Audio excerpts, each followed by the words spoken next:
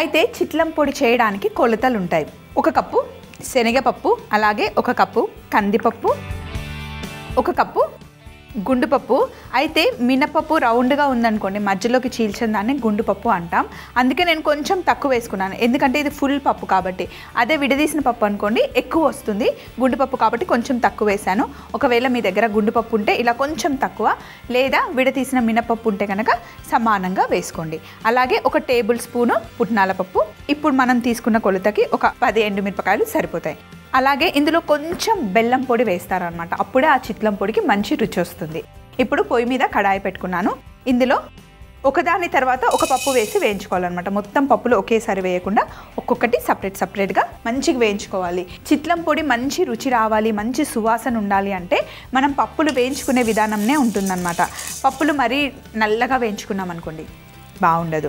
అలాగే కొంచెం పచ్చిగా వేయించినా కూడా పచ్చి వాసన వచ్చేస్తుంది. సో కొంచెం జాగ్రత్తగా వేయించుకోవాలి. ఫస్ట్ శనగపప్పు వేసాను, మెల్లిగా నిదానంగా వేయించుకోవాలి. ఇలా స్పూన్తో కాకపోయినా బట్ట పెట్టుకొనైనా ఇలా మంచి కలుపుతూ నిదానంగా వేయించుకోవాలన్నమాట. ఒకసారి చేసి పెట్టుకుంటే 2-3 నెలల వరకు ఈ పొడులు అస్సలు పాడవవు. బయట పెట్టుకోవచ్చు, ఫ్రిడ్జ్లో పెట్టుకోవాల్సిన అవసరం లేదు. దూరంగా పిల్లలు ఎవరైనా ఉన్నారు అనుకుంటే కనుక చక్కగా ఇలా పొడులు ఇంట్లో తయారు చేసుకొని చపాతీతో, ఇడ్లీతో, అంతెందుకు మంచి బ్రెడ్ తీసుకొని కొంచెం బటర్ అప్లై చేసుకొని దానిపైన కాస్త చిట్లం పొడి వేసుకొని తిన్నా కూడా అదిరిపోతుంది అన్నమాట. కొంతమంది ఇందులో ఎండు కొబ్బరి ఇంకా పల్లీలు, నువ్వులు కూడా వేస్ట్ చేస్తారు. అది డిఫరెంట్ టేస్ట్, అది కూడా బాగుంటుంది. కాకపోతే అందులో పల్లీలలో, కొబ్బరిలో నూనె ఉంటుంది కాబట్టి ఎక్కువ రోజులు నిలువ ఉండదు. ఇప్పుడు మనం చేస్తుంది ఎక్కువ రోజులు నిలువ ఉంటుంది. ఇదొక టేస్ట్, అదొక టేస్ట్. అలా కూడా ఒకసారి ట్రై చేయండి. ఇలా శనగపప్పు బాగా వేగిన తర్వాత ప్లేట్లోకి తీసుకుందాం.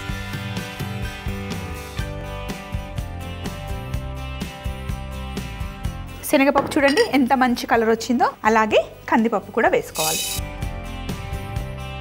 ఇలా బట్టతో చేస్తే కనుక సమానంగా ఒకటేలాగా మంచి కలర్ వస్తుంది అన్నమాట. పప్పులు వేగిన తర్వాత మంచి సువాసన వస్తుంది. అప్పుడే ఫస్ట్ టైం వేయించిన వాళ్ళకు కూడా తెలిసిపోతుంది, అబ్బా ఎంత కమ్మటి వాసన వస్తుంది అని చెప్పి. ఇప్పుడు మనం కందిపప్పు వేయించుతున్నాం కదా, కందిపప్పు తర్వాత మనం మినపప్పును కూడా ఇలాగే వేయించుకోవాలి. సో ఇప్పుడు కందిపప్పు కూడా వేయించుకున్నాం కదా, ప్లేట్లోకి తీసుకుందాం. ఇలా మంచి కలర్ రావాలి, మంచి సువాసన వస్తుంది. బాగా వేగితే సూపర్గా ఉంటుందన్నమాట. అలాగే ఇప్పుడు మినపప్పు, గుండుపప్పు. అయితే మామూలు మినపప్పు కన్నా గుండుపప్పు ఎక్కువ ఎదుగుతుందండి. ఇడ్లీ చేసుకున్నా, దోశ చేసుకున్నా గుండుపప్పు వేసుకుంటే బాగుంటుంది. గుండుపప్పు కన్నా నేనైతే ఇంట్లో ఎప్పుడు పొట్టుపప్పే వాడతానండి. పొట్టుతో సహా మనకి మినపప్పు దొరుకుతుంది, అది చాలా మంచిది. అందులో ఫైబర్ ఉంటుంది, ప్రోటీన్ ఉంటుంది, చాలా చాలా మంచిది. కాబట్టి మ్యాక్సిమం మీరు కూడా పొట్టుపప్పు తెచ్చుకోవడానికి ట్రై చేయండి. ఆ 2 పప్పుల కన్నా మినపప్పు వేయింపేటప్పుడు మటుకి మంచి సువాసన వస్తుంది. ఓన్లీ మినపప్పు వేసుకొని మనం మిక్సీ పట్టి వడ చేస్తాం కదా, అన్ని బ్రేక్ఫాస్ట్లలో కన్నా మినపప్పు వడలు చేసుకుంటాం కదా, అందులో ప్రోటీన్ ఎక్కువ ఉంటుందంట, చాలా చాలా మంచిదంట. అయితే వడ చేసినప్పుడు మటుకి కొంచెం డైటింగ్ పక్కన పెట్టేసి ఒక 2 వడలు చక్కగా లాగించండి. వడని టేస్ట్ చేయండి, ఆ టేస్ట్ని ఎంజాయ్ చేయండి. అందులో ఉన్న ప్రోటీన్ కూడా మనకి చాలా మంచిదే.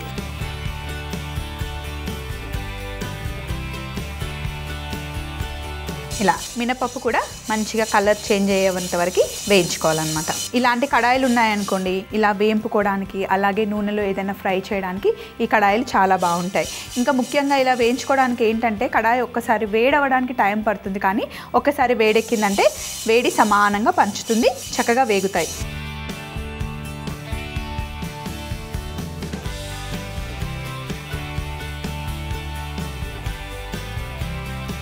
మినపప్పు కూడా చక్కగా వేగింది. దీన్ని కూడా ఈ ప్లేట్లోకి తీసేసుకోండి.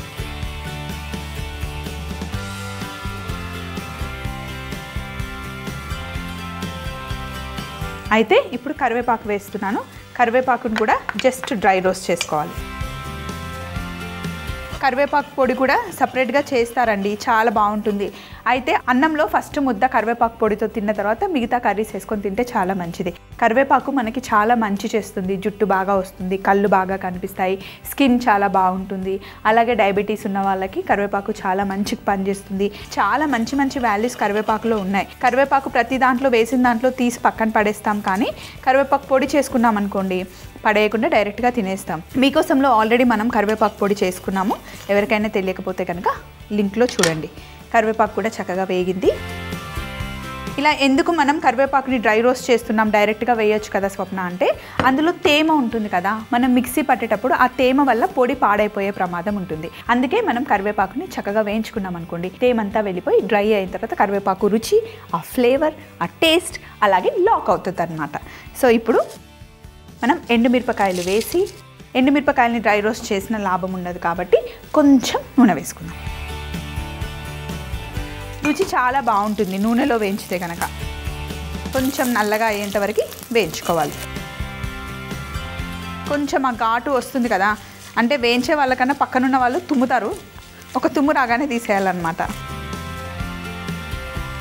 ఎండుమిరపకాయలు చక్కగా వేగాయి. ఇప్పుడు వీటిని ప్లేట్లో వీటన్నిటితో పాటు వేసేసుకున్నాం. అంతే, ఇవన్నీ వేయించుకోవడమే పని అన్నమాట. ఒకసారి అన్నీ వేయించేసుకొని ప్లేట్లోకి తీసేసుకొని కాస్త చల్లగా అవ్వాలి. ఇప్పుడు దీంతో పాటే నార లేకుండా, గింజలు లేకుండా చింతపండు వేసుకోవాలి. కొంచెం బెల్లం పొడి, బెల్లం పొడైనా బెల్లమైనా వేసుకోవచ్చు. అలాగే కొద్దిగా కల్లుప్పు వేస్తున్నాను. ఇవన్నీ వేయించుకున్న తర్వాత చల్లగా అయిపోవాలి. వేడి వేడిగా పౌడర్ చేసుకోకుండా కాస్త చల్లగా అయిన తర్వాత పొడి చేసుకోవాలన్నమాట. సో ఇప్పుడు కాస్త చల్లగా అయిన తర్వాత మిక్సీ జార్లో వేసి ఏముంది మిక్సీ పట్టేసుకోవాలి. మొత్తం ఫైన్ పౌడర్లా కాకుండా కొంచెం అలా పలుకు పలుకు తగులుతుంటే, అన్నంలో కలుపుకొని తింటుంటే ఆ పలుకులు తగులుతుంటే బాగుంటుందన్నమాట. మొత్తం ఫైన్ గంధంలాగా చేసామనుకోండి అంత బాగుండదు. సో మిక్సీ పట్టేటప్పుడు అదొకటి చూసుకోండి. ఇప్పుడు మిక్సీ పట్టుకుందాం. మిక్సీ పట్టుకొని పౌడర్ని ఇలా ప్లేట్లో వేసేసాను చూడండి. మరీ ఫైన్ పౌడర్లా కాకుండా కొంచెం అలా పలుకులు పలుకులు మనకి తగులుతుంటే బాగుంటుంది. టిఫిన్ సెంటర్లో చేసుకునే చిట్లం పొడి రెడీ అయిపోయింది. గిన్నెలో వేసుకుందాం.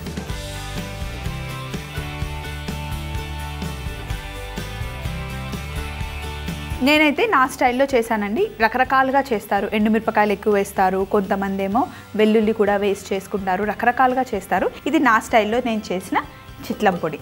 ట్రై చేయండి, ఇది కూడా చాలా బాగుంటుంది. మరొకసారి టిఫిన్ సెంటర్లో మనం చూస్తూ ఉంటాం కదా చిట్లం పొడి తయారీ విధానం, మరొకసారి మీరు చూస్తూ ఉండండి. చిట్లం పొడి తయారీ విధానం: ముందుగా ఒక కడాయి పెట్టుకొని అందులో 1 కప్పు శనగపప్పు, కందిపప్పు, మినపప్పు, కరివేపాకు వేసి ఒకదాని తర్వాత ఒకటి మెల్లిగా వేయించుకొని ప్లేట్లోకి తీసుకోవాలి. తర్వాత ఎండుమిర్చి, నూనె వేసి వేయించుకొని అదే ప్లేట్లోకి తీసుకోవాలి. తర్వాత పుట్నాల పప్పు, చింతపండు, బెల్లం పొడి, ఉప్పు వేసి చల్లగా అయిన తర్వాత మిక్సీ పట్టుకొని బౌల్లోకి తీసుకుంటే చిట్లం పొడి రెడీ అవుతుంది.